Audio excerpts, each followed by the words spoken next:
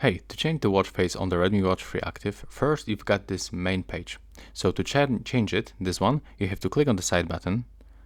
From here, you have to scroll down, go into the settings, then go to the watch faces, and here you can find 3 classic watch faces. Let's say that I want to get the heartbeat, so I have to click on it, and now as you can see, we switch from the previous watch face to this one.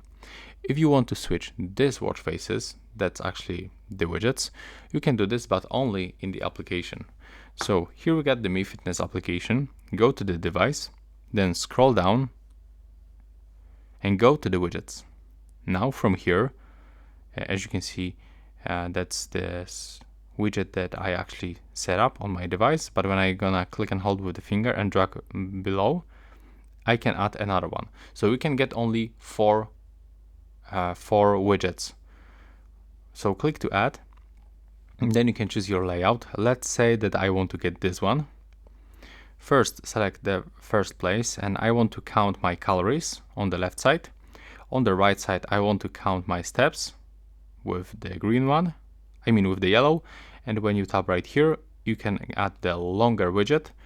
And in this place, I want to, for example, measure my heart rate with the red one.